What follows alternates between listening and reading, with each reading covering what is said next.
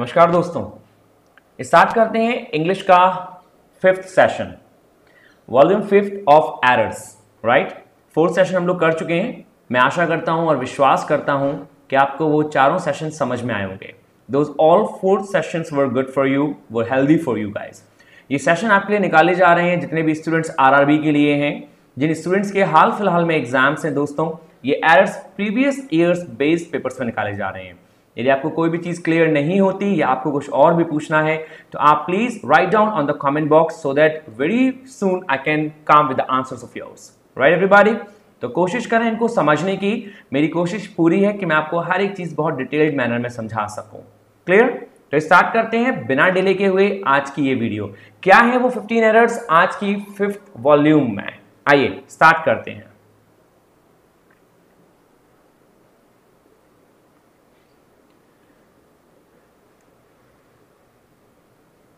तो ये है आपके errors based on previous question papers, 15 quick errors. Right everyone, चलिए तो देखते हैं 15 क्विक एरर्स क्या हैं। नंबर 1 दोस्तों, आज का नंबर 1 है automated metal detectors are ensuring that on the time audience enter the plane their baggage is already scanned without opening the same. What is that mean? इसका मीन देखते हैं। जो ऑटोमेटेड मेटल डिटेक्टर्स होते हैं, जो automated, जो अपने आप किसी मेटल को डिटेक्ट करना जानते हैं, आर एंश्योरिंग दैट, आजकल वो एंश्योर कर रहे हैं कि ऑन द टाइम ऑडियंस, जिस टाइम पर ऑडियंस एंटर करती है प्लेन में, their baggage is already scanned, उनके बैगेज जो है, उनके बोरिए बिस्तर जो है, उनके जो सामान है, उनको ऑलरेडी स्कैन कर लिया जाता है विदाउट ओपनिंग द सेम, बिना उनको ओपन किए हुए। राइट, ये है सेंटेंस का मीन। देखते हैं इसमें एरर क्या है।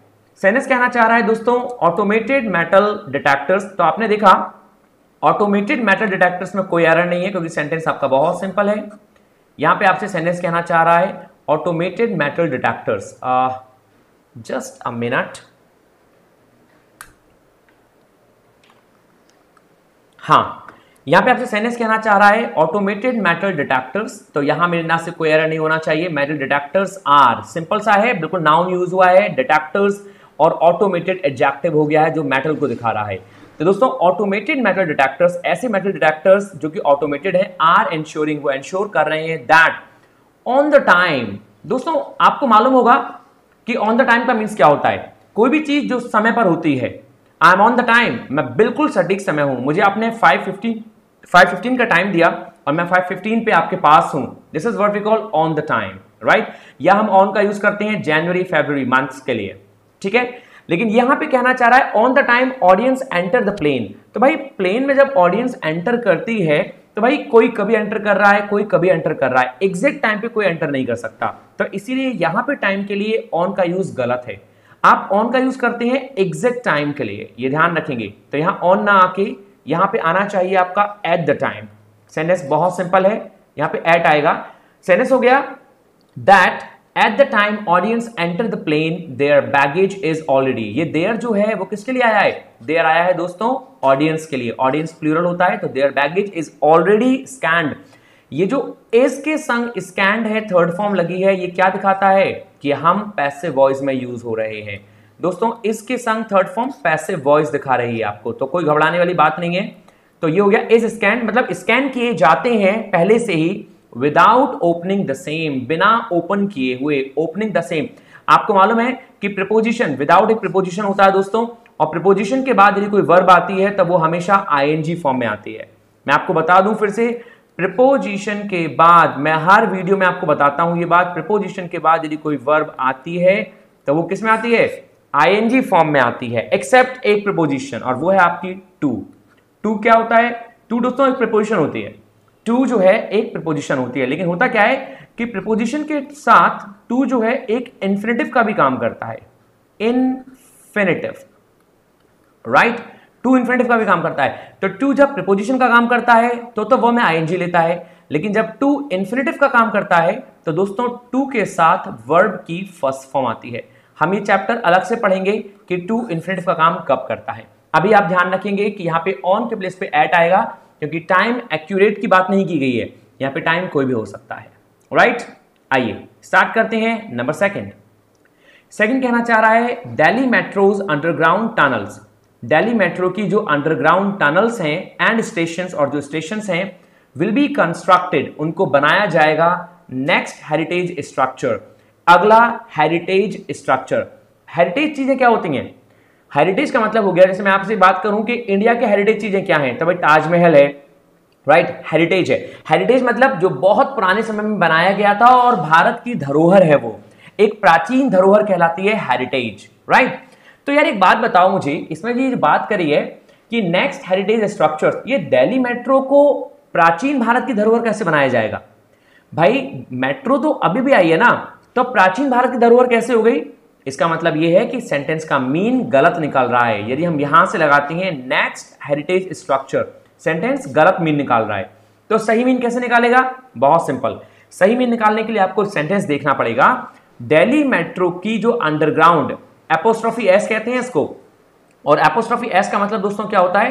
का या की। तो दिल्ली मेट्रो की जो अंडरग्राउंड टनल है और स्टेशंस जो हैं विल बी कंस्ट्रक्टेड, उनको बनाया जाएगा नेक्स्ट टू हेरिटेज स्ट्रक्चर्स, मतलब जो हेरिटेज स्ट्रक्चर्स हैं, जो भारत की धरोहर है उसके नजदीक, मतलब कोई ना कोई चीज, कोई ना कोई जगह होगी जो भारत की धरोहर होगी, जो भारत का हेरिटेज होगा, उनके जस्ट नेक्स्ट क्या बनाया जाएगा? दिल्ली मेट्रोज अंडरग्राउंड बनाई जाएंगी।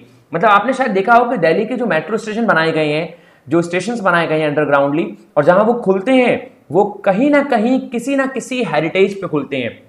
कोई किला होगा, कोई बहुत प्राचीन जगह होगी, किसी का मकबरा होगा, कोई ना कोई जगह होगी। ऐसे ही नहीं कि कहीं भी दिल्ली की मेट्रो बना दी और स्टेशंस बना दिए, नहीं, एक ऐसी जगह जहां लोग जाना चाहते हैं और लोगों को सुविधा पड़े।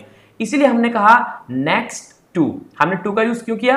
क्योंकि उसके नजदीक, नेक्स्ट टू का मतलब होता है किसी चीज के नजदीक। Clear? It's very simple. Number third है ही सेड दैट, उसने कहा कि the performance of the Indian athletes, जो परफॉर्मेंस है इंडियन एथलीट्स की, वॉज सेटिस्फैक्ट्री। वो क्या है? सेटिस्फैक्ट्री है, राइट, सेटिस्फैक्ट्री थी। तो दोस्तों इंडियन एथलीट का जब नाम आता है तो अभी एक इंडियन एथलीट है जिसने कि गोल्ड जीता है।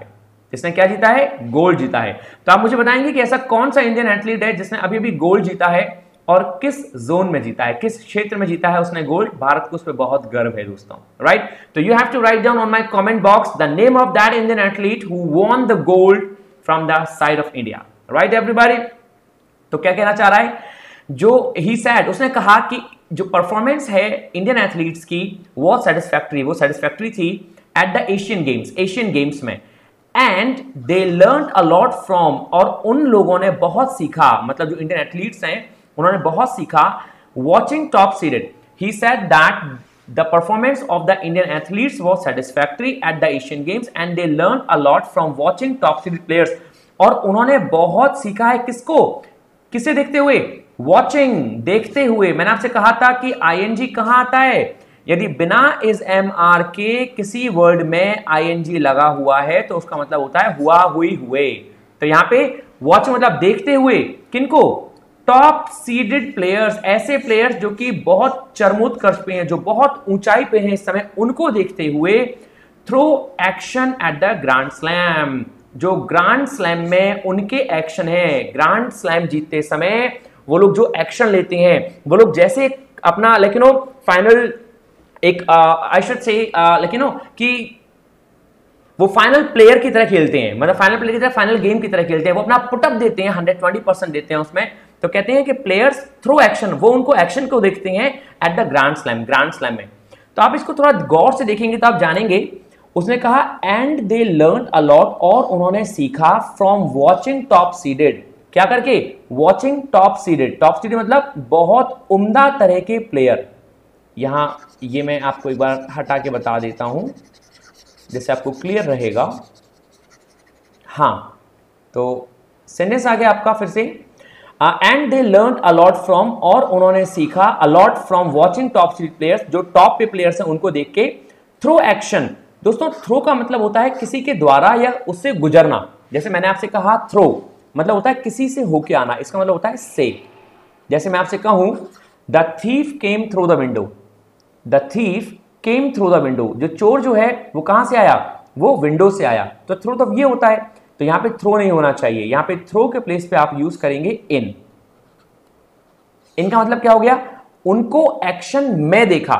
जैसे सपोज करिए महेंद्र सिंह धोनी खेल रहा है, सचिन तेंदुलकर खेल रहा है, तो सचिन को जब हम खेलते हुए देखते हैं तो उसे बोलते हैं when I saw Sachin in action, not throw action, in action. When I saw Mahendra Singh Dhoni in action, जब कोई इंसान खेल रहा है, तो जब हमने उन्हें एक्शन में देखा तब हमें बहुत अच्छा लगा और उसी एक्शन को देखते हुए हमने अपने आप को बनाया। ये सेंटेंस कहना चाह रहा है। फिर से एक बार रिपीट करूंगा।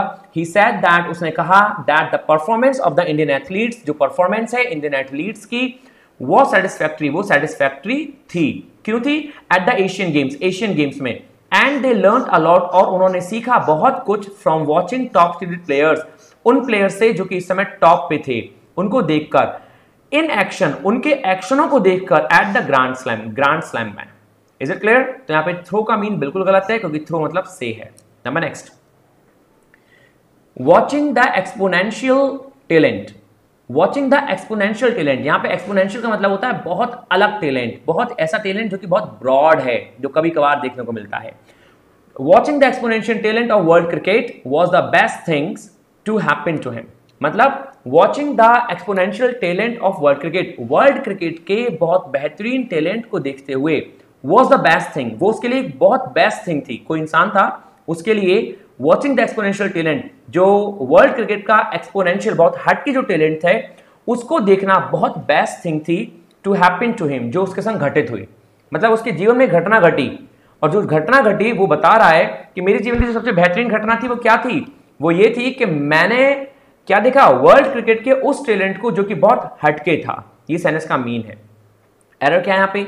सिंपल है, यहाँ पे वाज द बेस्ट थिंग होना चाहिए, ना कि थिंग्स होना चाहिए। एरर सिंपल है दोस्तों। यहाँ थिंग्स जो है वो नाउन है, और ये नाउन जो है ये प्लूरल यूज हुआ है, तो ये प्लूरल नहीं होना चाहिए। ये क्या होना चाहिए? ये दोस्तों सिंगुलर होना चाहिए। Is it clear? यहाँ थिंग यूज करेंगे, the best thing, the best thing एक ही होगी ना, तो प्लूरल नहीं हो सकती, इसलिए singular. Number next, number fifth कहना चाह रहा है, the meeting of the board of directors took place. Meeting जो है बोर्ड डायरेक्टर्स की वो हुई अ वीक आफ्टर, एक हफ्ते बाद, किसके? After the company had a meeting with project financiers, जब कंपनी ने एक मीटिंग करी प्रोजेक्ट फाइनेंसर्स के साथ। क्या मीन हुआ? फिर से देखते हैं। एक मीटिंग हुई, the meeting of the board directors की एक मीटिंग हुई। टुक प्लेस मतलब होता है होना। अ वीक, एक हफ्ते बाद, आफ्टर, किसके बाद? The company held a meeting, जब एक कंपनी की मीटिंग हुई विद प्रोजेक्ट फाइनेंसर्स, जो प्रोजेक्ट था उसके फाइनेंसर्स के द्वारा, टू इवेल्युएट फंड्स, और वो मीटिंग किसको लेके हुई? फंड्स को इवेल्युएट करने के लिए कि भाई कितना फंड है कि नहीं है, कहीं ऐसा तो नहीं है कि हमारा काम बाद में रुक जाए। फंड्स को इवेल्युएट करने के लिए वो मीटिंग हुई। दैट बीइंग नीडेड, जिसकी जरूरत है। ये दैट जो होता है ना, ये कहां आता है? दैट आता है अपने बगल वाले के लिए। तो किसके लिए आया है? फंड्स। तो जरूरत किसकी है? हमें फंड्स की जरूरत है। दैट बीइंग नीडेड, जो फंड्स की हमें जरूरत है, टू एंश्योर दैट, ये श्योर करने के लिए कि that the project is not halted, कि प्रोजेक्ट रुकेगा तो नहीं।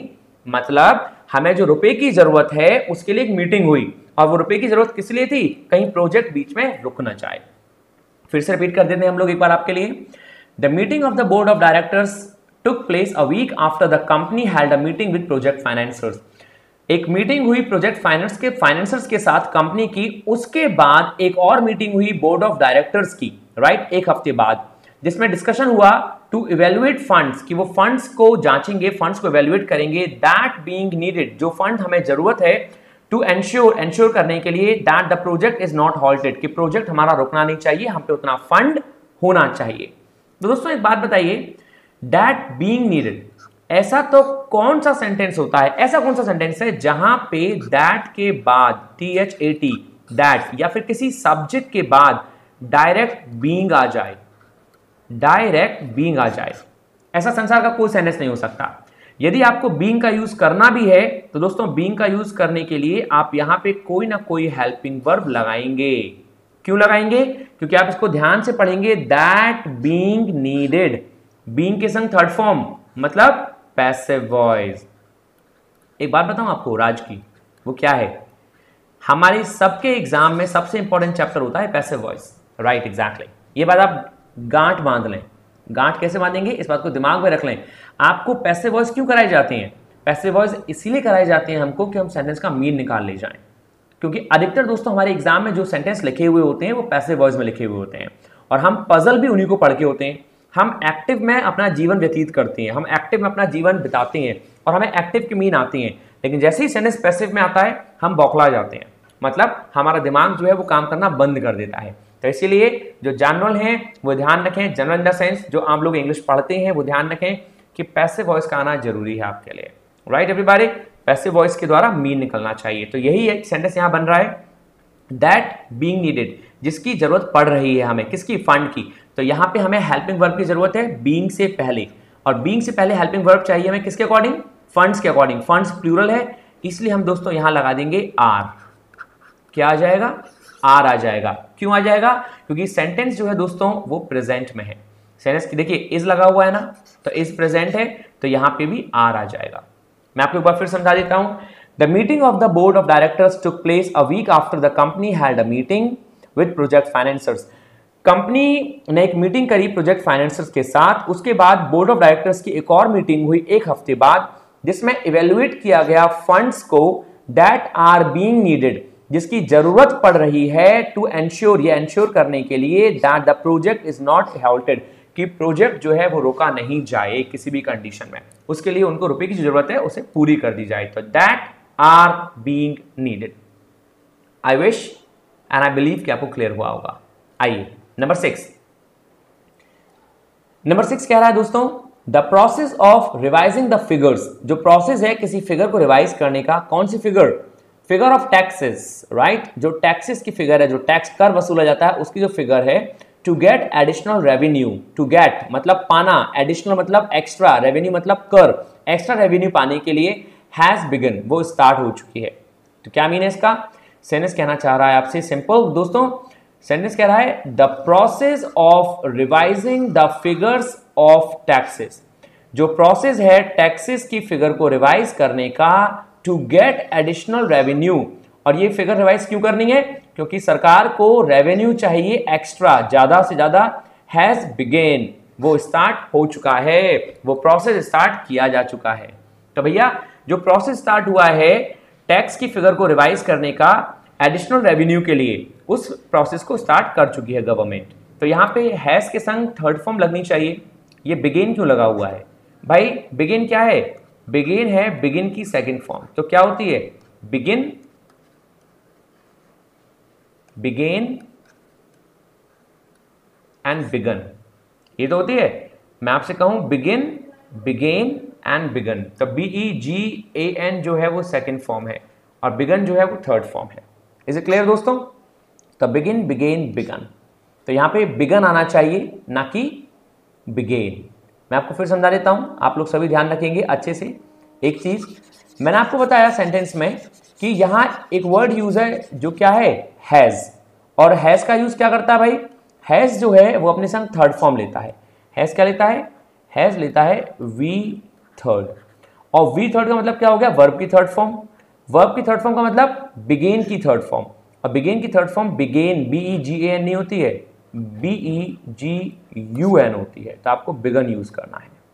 Is it clear everybody, I wish, I hope, I believe कि आपको क्लियर हुआ होगा। ठीक है, the process of revising the figures of taxes to get additional revenue has begun, this is what all simple clear. Number 7 कह रहा है मेरे दोस्तों, farmers who grow the crop, किसान जो क्रॉप को ग्रो करते हैं, are the worst hit, oh my God, मतलब उन पे बड़ी मुसीबत आन पड़ी है। क्यों आन पड़ी है, because are the worst hit, मतलब वो बहुत बड़ी मुसीबत में है। यहां मतलब क्या है, हिट मतलब होता है मारना, वर्स्ट मतलब क्या होता है, बैड की डिग्री है वर्स्ट, कंपैरेटिव। यहां पे दोस्तों कंपैरेटिव यूज क्यों किया है, क्योंकि कंडीशन पहले से ज्यादा बदतर हो गई है। कंपैरिजन देन से दिखाती है, THAN से, लेकिन जरूरी नहीं है कि यहां पे कंपैरिजन किया जा रहा है। यहां पे कंपैरिजन जो किया जा रहा है वो कैसे किया जा रहा है, फीलिंग में किया जा रहा है, दिखाया नहीं है कंपैरिजन, इसलिए वर्स आया है। तो सेंटेंस क्या कहना चाह रहा है आपसे, फार्मर्स जो हैं हु ग्रो द क्रॉप, जो क्रॉप उगाते हैं, आर द वर्स्ट हिट, वो बहुत ही बुरी सिचुएशन से गुजरते हैं, एज द इन्वेस्टमेंट, क्योंकि जो इन्वेस्टमेंट जो है they make on a crop, जो इन्वेस्टमेंट पे वो जो क्रॉप पे इन्वेस्टमेंट करते हैं, देखिए कितनी अच्छी इंग्लिश यूज करी है राइटर ने, दे मेक का मतलब होता है बनाना, लेकिन यहां पे है करने से। मीनिंग जो है बदलता है वर्ड का सेंटेंस के अकॉर्डिंग। तो यहां उसने कहा है they make on a crop, जो वो क्रॉप पे इन्वेस्टमेंट करते हैं, इज ह्यूज, वो काफी ज्यादा है, as compared to the profit. यदि हम प्रॉफिट को देखें तो मतलब जो किसानों को प्रॉफिट मिलता है उसके बजाय जो वो इन्वेस्टमेंट करते हैं वो काफी ज्यादा होता है किसानों का इन्वेस्टमेंट। क्लियर हो गया?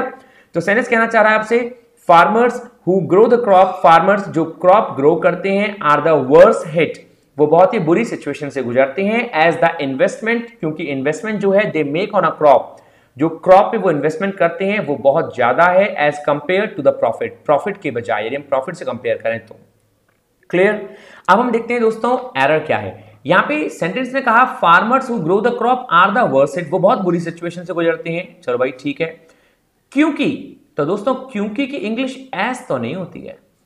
एस का मतलब क्या होता है? एस का मतलब होता है जैसा कि, तो जैसा कि गलत मीन चला जाएगा। तो यहां पे क्योंकि जो इन्वेस्टमेंट है जो वो करते हैं, तो क्योंकि के लिए आपको यहां पे दोस्तों बिकॉज लगाना पड़ेगा। हम सभी जानते हैं कि बिकॉज का मीनिंग क्या होता है? क्योंकि। Is it clear? Because the investment they make, क्योंकि जो इन्वेस्टमेंट वो करते हैं ऑन अ क्रॉप पर, इज ह्यूज एज कंपेयर, वो बहुत ज्यादा होता है, इन कंपैरिजन मतलब as compare to the profit, profit के कंपेयर में। क्लियर? सिंपल था। Number next, number 8, the school is made, school बनाए जाते हैं, इट मैंडेटरी, अरे बाप रे, मैंडेटरी सेंसलेस जा रहा है सेंटेंस, मतलब पहले ही सेंटेंस सेंसलेस जा रहा है, लेकिन हम तो फिर भी जबरदस्ती सेंस लगा के देखेंगे एक बार। तो सेंटेंस कहना चाह रहा है, कहना क्या चाह रहा है भाई?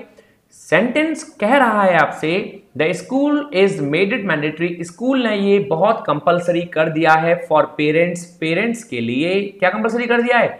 टू सेंड देयर चिल्ड्रन, कि वो अपने बच्चों को भेजें, along with the report card, report card के साथ, साइंड बाय देम, उस पे साइन करके। आपको बचपन के वो दिन ध्यान होंगे शायद जब हम स्कूल में पढ़ते थे, चाहे वो विद्या भारती के स्कूल हो, चाहे वो कॉन्वेंट स्कूल हो, या फिर कोई से भी स्कूल हो, सीबीएसई बोर्ड। दोस्तों ये जितने भी स्कूल हुआ करते थे तो हम बचपन पढ़ते थे, तो मुझे ध्यान है आज भी वो दिन जब हमें रिपोर्ट कार्ड मिलता था और रिपोर्ट कार्ड पे पेरेंट्स के साइन करवाए जाते थे, राइट? हाँ, वो एक अलग हरकत होती थी हम लोगों की, जो सब पहचान गए होंगे कि क्या किया करते थे, but still those were the golden days of our schools, right everybody? तो सेनेस ने भी ऐसी कुछ बात छेड़ दी, the school is made it mandatory, school ने मैंडेटरी कर दिया है पेरेंट्स के लिए क्या? कि वो बच्चों को भेजे रिपोर्ट कार्ड के साथ उन पर साइन करके, कि उन लोगों ने देखे या नहीं देखे। क्लियर? तो सेंटेंस सिंपल है और हम जानते हैं कि यहां पे एरर जो है इज मेड नहीं होना चाहिए, क्योंकि इज मेड का सेंस गलत है। तो इज के प्लेस पे आप यूज करेंगे हैज मेड। तो the school has made it mandatory for parents to send their children along with the report card signed by them, parents के द्वारा साइन किए जाने चाहिए उस रिपोर्ट कार्ड में, जिससे कि टीचर्स को बिलीव हो कि इन बच्चों ने रिपोर्ट कार्ड दिखाया है घर पे। ठीक है? नंबर 9 कहना चाह रहा है आपसे while these organizations have a strong traditional hold, जबकि while मतलब होता है जबकि या इस दौरान, ना इस दौरान का मतलब होता है ड्यूरिंग, तो while मतलब हो गया जबकि, मतलब सेंटेंस आगे कहीं ना कहीं स्ट्राइक करेगा, जुड़ेगा इससे। तो देखिए while these organizations, जबकि organizations have a strong traditional hold, ये बहुत ही पारंपरिक, बहुत ही मजबूत पारंपरिक सिचुएशन रखते हैं। The reason for forming a consortium, इसके पीछे का रीजन क्या है? रीजन ये है फॉर्मिंग करने का अ कंसोर्टियम। कंसोर्टियम का मतलब क्या होता है? कंसोर्टियम का मीन्स होता है दोस्तों संघ या समूह, हम ग्रुप को बोलते हैं कंसोर्टियम। एक जो रीजन है एक ग्रुप बनाने का इन एशिया, एशिया में, इज टू एनकरेज, कि वो एनकरेज करें किसको? Cultural diversity. What is the meaning of cultural diversity? Cultural diversity को फॉर देयर ऑर्गेनाइजेशन, उनके ऑर्गेनाइजेशंस के लिए। तो सेनेस उसने क्या कहा आपसे? सेनेस बहुत सिंपल कहा, while these organizations, ये जो ऑर्गेनाइजेशन है जबकि have a strong traditional hold, ये बहुत ही स्ट्रॉन्ग ट्रेडिशनल होल्ड रखते हैं। The reason for forming a consortium, जो रीजन है इसके पीछे कि वो फॉर्म करें एक ग्रुप एशिया में, इज टू एनकरेज, वो क्या है कि एनकरेज करें, ऐसे ग्रुप बनाए जा रहे हैं जो एनकरेज करें ट्रेडिशनल चीजों को। कल्चरल डाइवर्सिटी, कल्चरल डाइवर्सिटी को मतलब जो विभिन्नता है कल्चर्स की, उनको एनकरेज करें फॉर देयर ऑर्गेनाइजेशंस, उनके ऑर्गेनाइजेशंस के लिए। तो भैया एक बार बताओ किनके ऑर्गेनाइजेशन की बात हो रही है यहां पे? ये कह रहा है बार बार फॉर देयर ऑर्गेनाइजेशंस, किसके ऑर्गेनाइजेशंस? सेंसलेस है, कोई मीन नहीं है। फॉर देयर, या तो किसी इंसान की बात की हो इसमें तो मैं मानूं, या फिर किसी ऑर्गेनाइजेशन की बात की हो तो मैं मानूं। तो सेंटेंस का कोई मीन नहीं है। तो भैया सेंटेंस क्या कहना चाह रहा है?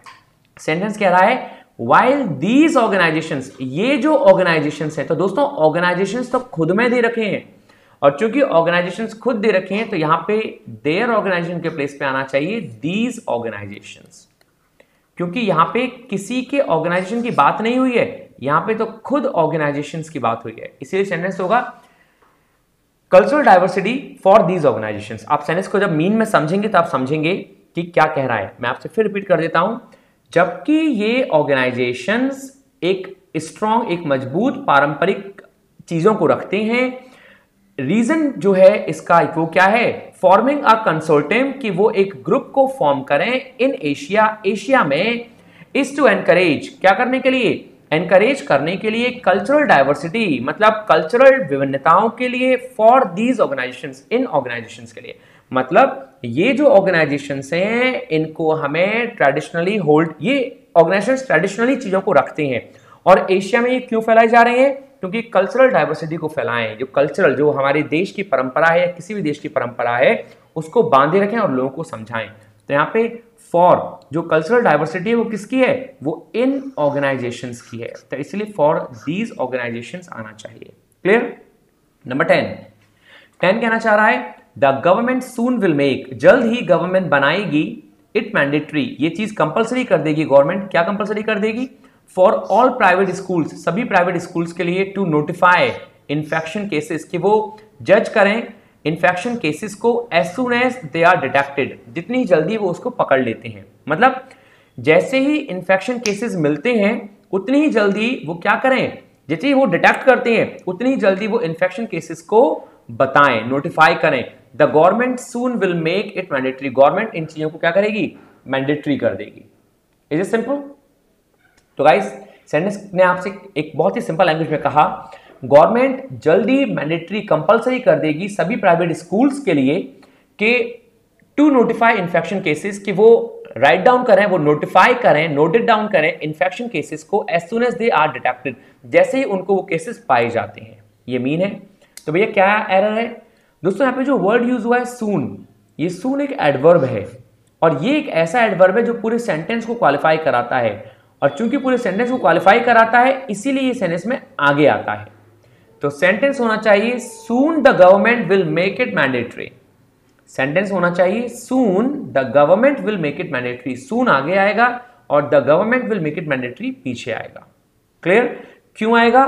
क्योंकि सून या तो सेंटेंस में सबसे आगे आएगा या सबसे पीछे आएगा। जैसे मैं आपको एग्जांपल देता हूं, मैं एग्जांपल आपसे कहूं I will meet you soon, I will meet you soon, या फिर हम ये कहते हैं I will soon meet you, गलत है, I will meet you soon, तो सेंटेंस में लास्ट में रख दो, या फिर आप कह सकते हो सून आई विल मीट यू, मैं तुमसे जल्द ही मिलूंगा, या जल्द ही मैं तुमसे मिलूंगा, ऐसा सेंटेंस हो सकता है। तो this is the only right answer. Is it clear? चलिए नंबर 10 के बाद दोस्तों नंबर 11 कहना चाह रहा है द जज एडवाइज्ड द गवर्नमेंट, जज ने एडवाइस दी गवर्नमेंट को टू हैव मीटर टैक्सेस, कि वो टैक्सीज पे मीटर लगवाए अक्रॉस द स्टेट, पूरे स्टेट में, मतलब पूरे राज्य में जितनी भी टैक्सी हैं उनमें क्या किया जाए? उनमें मीटर लगवाया जाए। हैव मीटर्ड, ये वर्ब है मीटर्ड। दोस्तों हमें कुछ वर्ब कभी कभी मालूम पड़ती हैं तो ध्यान रखेंगे इस वर्ब को। हैव मीटर्ड का मतलब है मीटर लगवाया जाना। वाइल, जबकि रिकाउंटिंग हिज पर्सनल एक्सपीरियंस, जब जज ने अपने पर्सनल एक्सपीरियंस को याद किया, वेयर, कब? जब a taxi driver made him to wait, जब टैक्सी ड्राइवर ने उसको वेट करवाया, एंड ऑल्सो डिमांडेड, और डिमांड किए 100 रुपीज। ओ माई गॉड, मतलब भैया जज को ही उसने क्या कर दिया? वेट करवा दिया। क्यों?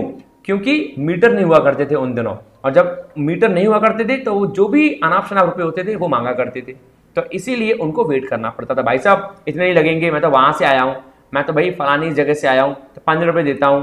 तो कभी कभी ये इन चीजों की जिरह हो जाती है, झगड़े हो जाते हैं इन चीजों पे, इसलिए मीटर लोग लगाते हैं टेम्पो में, और मीटर के हिसाब से रुपए चार्ज किए जाते हैं। तो सेंटेंस सिंपल है। अब यहाँ पे एरर क्या होगा? वेयर अ टैक्सी ड्राइवर, जहां टैक्सी ड्राइवर ने मेड हिम वेट, उसको वेट कराया। किसी से कोई काम कराने के लिए दोस्तों हम मेड हिम समथिंग होता है, तो यहाँ पे टू का यूज नहीं होगा। हम मेड हिम वेट कर सकते हैं, मेड हिम टू वेट नहीं होता कुछ भी, ये ध्यान रखेंगे। टू का यूज बिल्कुल गलत है, मेड हिम टू वेट नहीं, made him wait. Clear, simple है। मेड हिम वेट मतलब वेट कराना, ठीक है। जैसे मैंने आपसे कहा I made my friend wait, मैंने अपने दोस्त को वेट कराया, तो I made my friend wait, ना कि I made to my friend wait, गलत है ये। या I made to wait my friend, गलत, I made my friend wait. तो ऐसे यहां पे मेड हिम वेट। नंबर 12 दोस्तों, नंबर 12 आपसे कह रहा है सेंटेंस में द फर्म एम्स, एक फर्म है, एक कंपनी है जिसका एम क्या है, to nearly double its revenues, के वो अपने कर को, अपने रेवेन्यू को डबल कर दे on the back of a strongest product pipeline. किसके बैक ऑफ में, इस चीज को देखते हुए कि जो प्रोडक्ट पाइपलाइन है उसको और स्ट्रांग बनाया जाए। तो स्ट्रांग बनाने के लिए क्या करना पड़ेगा, उसका जो रेवेन्यू है वो उसको बढ़ाना पड़ेगा, क्योंकि जो पिछला रेवेन्यू था उसके अकॉर्डिंग उसने एक पाइपलाइन बिछा दी। अब उसे एक स्ट्रांग पाइपलाइन बिछानी है तो उस चीज को देखने के लिए उसको अपना रेवेन्यू बढ़ाना पड़ेगा। तो साइंस ने सिंपल कहा the firm aims to nearly double its revenues on the back of a strongest product pipeline. दोस्तों यहाँ पे कंपैरिजन नहीं किया गया, तो कंपैरिजन नहीं है तो आप कंपैरेटिव डिग्री यूज, कंपैरिजन का मतलब क्या है, जो पिछली पाइपलाइन है उससे कंपैरिजन किया जा रहा है, तो उससे जो कंपैरिजन करेंगे तो हम क्या लिखेंगे वहां पे, स्ट्रॉन्गर पाइपलाइन। मेरी स्थिति पहले जो थी वो थोड़ी कमजोर थी, अब थोड़ी मजबूत हुई है। बहुत ज्यादा मजबूत कुछ नहीं हो सकता, थोड़ी मजबूत होता है, तो पहले से मैंने कंपेयर किया तो स्ट्रॉन्गर आना चाहिए ना कि स्ट्रॉन्गेस्ट, क्योंकि यहां पे कंपैरिजन बहुत सारी चीजों में नहीं किया गया। तो इसलिए ऑफ अ स्ट्रॉन्गर, एसटी की जगह आर लग जाएगा। क्यों लग जाएगा, क्योंकि आप ध्यान से यदि सेंटेंस को पढ़ेंगे तो वो कह रहा चाह रहा है ऑन द बैक ऑफ। हम पिछली स्थिति को देखें तो उन्होंने क्या किया, स्ट्रॉन्ग प्रोडक्ट पाइपलाइन लगवाई। तो स्ट्रॉन्गर मतलब, स्ट्रॉन्ग का मतलब क्या हो गया, मजबूत। तो मजबूत कैसे, जो पिछली वाली थी उससे मजबूत लगवाई, एंड दैट्स इट, सिंपल।